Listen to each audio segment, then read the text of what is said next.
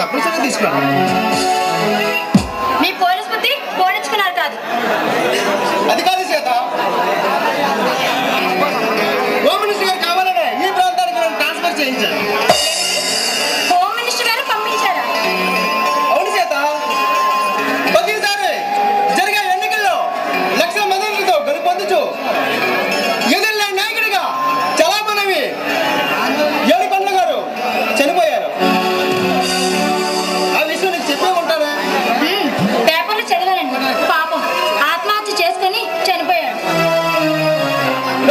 ఆ ఏడుకొండలు ఆత్మహత్య చేసుకునే తిరిగివాడు కాదు సీత, ఎవరో గుర్తులేని వ్యక్తులు అతన్ని అరెస్ట్ చేశారు. మాటలో పడి కాఫీ తేడమే మర్చిపోయాను. కూర్చోండి, కాఫీ తెస్తాను. మేము ఎంతవరకు ఎవరికి నమస్కారం చేయలేదు, అయినా నీకు చేస్తున్నాం. ఎందుకో తెలుసా? ఎవరు మీరు? చెప్తాం. తొందరపడి ఇన్స్పెక్టర్, ఎవరి పేరు చెప్తే ఈ యావత్ భారతదేశం గడగడలాడుతుందో, ఏ వ్యక్తి పేరు వెలిగితే మీ పోలీసు గుండెలు అదిరిపోతాయో నేనే.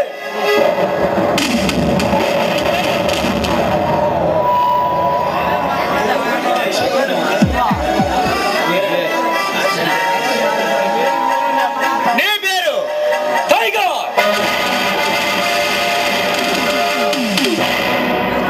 ఓ, టైగర్ అంటే నీవేనా? నీ గురించి చాలా సార్లు విన్నాను. నీ అసలు రూపం ఇప్పుడు చూస్తున్నాను. మిస్టర్ రాజశేఖర్, నీ ఎదురు నిలుస్తున్న ఈ టైగరు ఎదురందర పేర్లతో చెలగాడు మరి ఏ దేశ సంబంధం కొలగొట్టినా మీ ప్రభుత్వం నన్ను అరెస్ట్ చేయలేదు. ఎందుకో తెలుసా? ఎందుకేమిడుతురా? మనమేమి నేరాలు చేశామని సాక్ష్యాధారాలు దొరికితే కదా. ఒకవేళ ఎవడైనా సాక్ష్యం చెప్పడానికి ముందుకు వస్తే వాడు ప్రాణాలతో బతికి బట్ట కట్టాలి కదా. మిస్టర్ టైగర్, ఈ ప్రాంతంలో మాకు వెదురు లేదని, మేమే బలవంతులమని విజయకరంతో విర్రవేక్కండి. వెన్నెత్తులు వేసైనా శక్తి చేసి మీలాంటి దుర్మార్గ గుండెల్లో దూసుకుపోయే వజ్ర ఆయుధంరా నేను. నేనేటికైనా మిమ్మల్ని జైలు పెట్టి మీ ఆటి కట్టిస్తాను.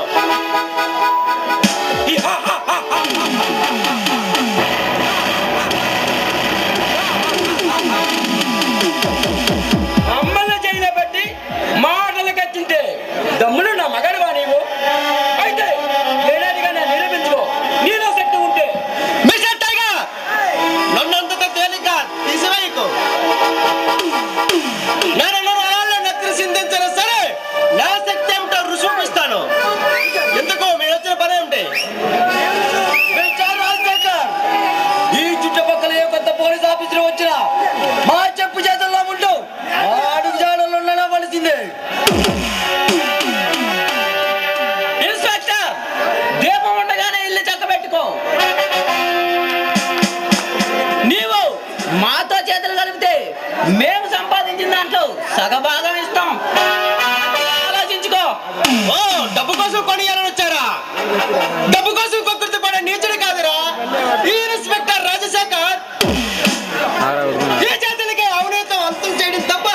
అది సెట్ అది పోనీ అమ్మ సెట్ అక్రమదారులతో చేతులు కలపడం చేత కాదు.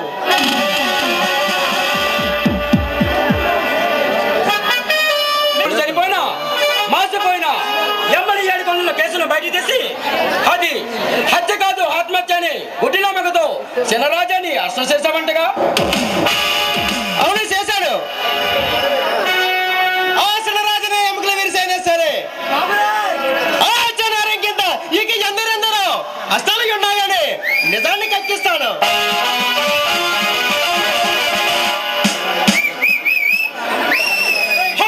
చేశాడని అనడానికి సాక్ష్యాధారం అక్షర ప్రాంతంలో అతని మెల్ల లాకటి పడి ఉంది. ఆ లాకటి మీద చిన్నరాజని పేరు కూడా రాసి పెట్టుంది.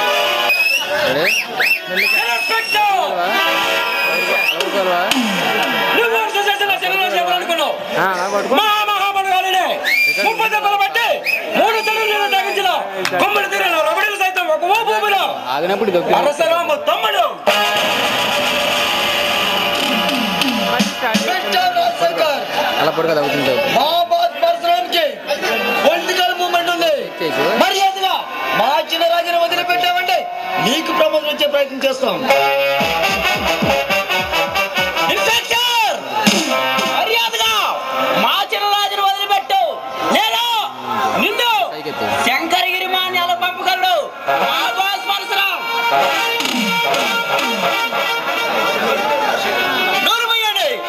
తడాకు చెప్పండికు బదిలిపోయే కుందాలి కాదురా ఇన్స్పెక్టర్ రాజశేఖర్.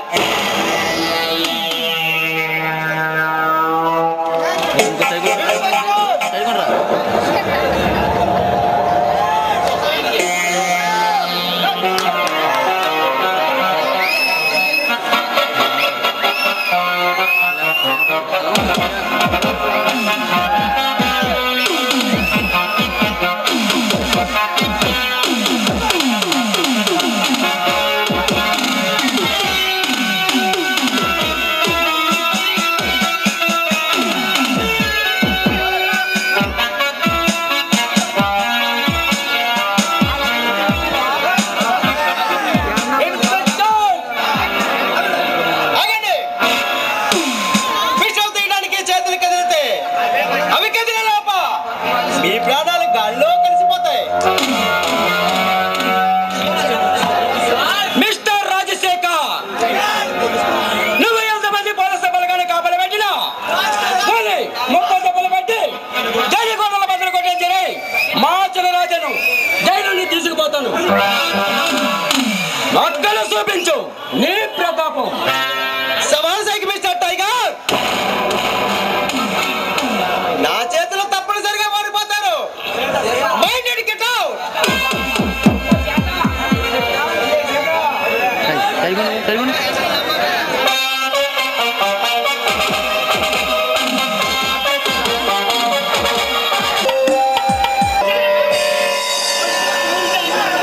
ఎముడి చేత పరశురాం పేరు వినేటప్పటికి శిలాపతిలో అలా నిలబడిపోయావు.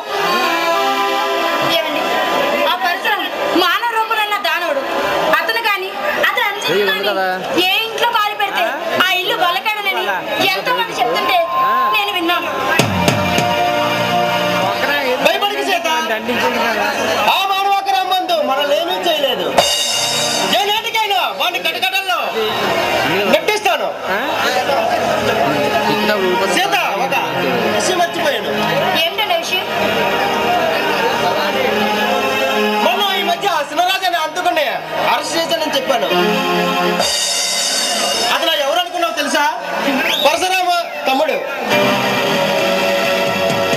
ఆ పరశురాం తమ్ముడా? అరెస్ట్ చేస్తారండి, చేస్తారు. ఎందుకంటే చేతుల్లో లాటి నెత్తిన టోపీ ఉండేసరికి డిపార్ట్మెంట్ కు మతిపోయింది. చేత ఒళ్ళు దగ్గర పెట్టుకుని మాట్లాడు. ఒక పోలీస్ ఆఫీసర్ భార్య ఆడవలసిన మాటలు ఇవేనా? లేకపోతే ఏమిటండి? మీరు ఎంతో కష్టపడి రాజుల్ని అరెస్ట్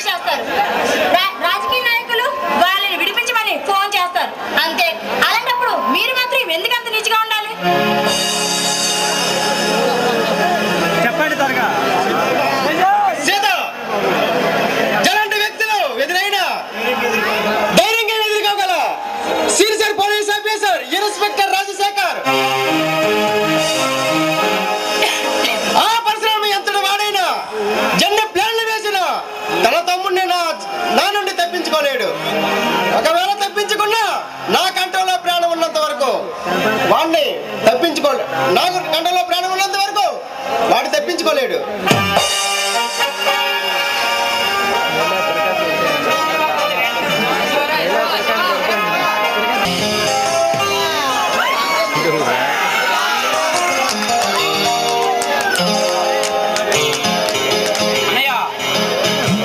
తమ్ముడు శివ, నిన్న నేనే నా చూస్తున్నదే. నిన్ను చూసి చండాలైందిరా. ఇక ఎక్కడి నుంచి వస్తున్నా? కాలేజీ నుండి వస్తున్నాను అన్నయ్య. నిన్నే ఫైనల్ ఎగ్జామినేషన్ రాసి నిన్ను వదిలి చూసిపోదామని అలా వచ్చాను. పరీక్షలు బాగా రాసావా? ఫస్ట్ క్లాస్ లో పాస్ అవుతాను వదినా. అది కాదా శివ, నువ్వు వస్తున్నట్లు టెలిగ్రామ్ పంపిస్తే మీ ఎదురు నేను మన కారులో స్టేషన్కి వచ్చేవారు కదరా. టెలిగ్రామ్ పంపుదాం అనుకున్నాను అన్నయ్య, కానీ మీరు ఆఫీస్ పనిలో బిజీగా ఉంటారని నేనే పంపించలేదు.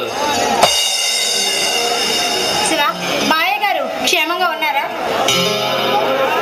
క్షేమంగానే ఉన్నారు వదినా. ఏమండి, మీ తండ్రి కొడుకులు ఇద్దరిని నేనే వేరు చేశాను. ఆ పాపత్తురాలని నేనేనండి.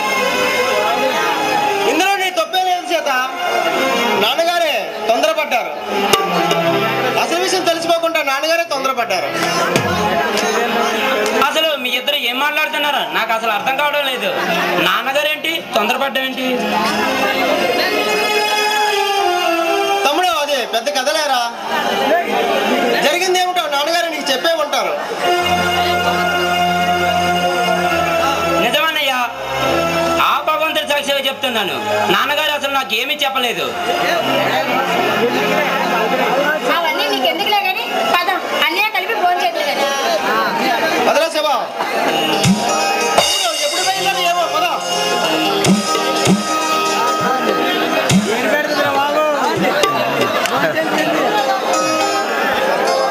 అన్నయ్య, నాన్నగారికి మీకు జరిగిన సంఘర్షణ ఏమిటో తెలియకుండా ఈ ఇంట్లో పచ్చి మంచినీళ్ళు కూడా ముట్టను. అది కాదురా శివ,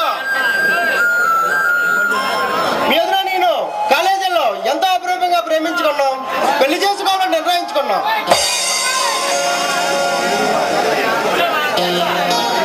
మరి ఈ సంగతి నాన్నగారికి తెలుసా? తెలీదు. సమయం చూసి నాన్నగారికి నేనే చెబుదాం అనుకున్నాను, కానీ ఇంతలోనే ఒక రోజు ఏం జరిగింది అన్నయ్య? ఆ తర్వాత జరిగింది నేను చెప్తాను శివ. ప్రతినిత్యం అమ్మాయిల చేత కామింపబడే ఒక సురేష్ అనే కామాంధుడు నన్ను ఒంటరిగా రావడం చూశాడు. నా వెంట పడ్డాడు. అప్పుడు నేను ఒక ఇంట్లో చొరబడి కొడవలతో అతని పేక నరికేశాను. అంతే, అతను రక్తం కక్కుని చనిపోయాడు. హత్య చేసావా? మానవ రక్షణ కోసం సీత అతన్ని హత్య చేసిందే కానీ కావాలని హత్య చేయలేదురా. అప్పుడు అది అలా ఎలాగవుతుంది రక్ష?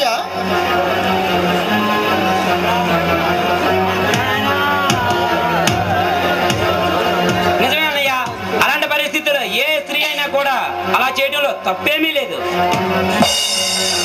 మావయ్య గారు దోవ తక్కని త్రాచులా మండిపడ్డారు. ఒక హంతకురాలు తన ఇంటి కోడలుగా రావడానికి వీల్లేదన్నారు. రే శివ, నాకు కూడా నాన్నగారంటే అపురూపమైన గౌరవం, ఎంతో అమృతమైన ప్రేమ కూడా ఉండేది. కానీ సీతకు నాన్నవారు ఎవరూ లేరు. అలాంటి పరిస్థితుల్లో సీతని వెంట పెట్టుకొని ఇంటికి వెళ్ళి నా పెళ్లి సంగతి చెప్పాను. అలాంటి పరిస్థితుల్లో నేను కూడా ప్రేమించి కూడా నేను కాదంటే ఆమె బ్రతికి ఏం కావాలి? అర్థమంది అన్నయ్య, పెళ్ళంటూ జరిగితే వదినతోనే జరగాలని ఖచ్చితంగా నాన్నగారితో చెప్పేశారు, అంతే కదా? అంతేరా శివ, జరిగింది. పద భోజనానికి వెళ్దాం.